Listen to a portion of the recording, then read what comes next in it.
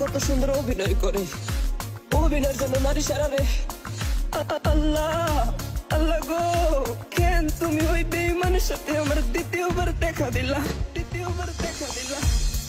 তোর প্রেমেতে পইরা জীবন হইল রে ছাড়ে খা।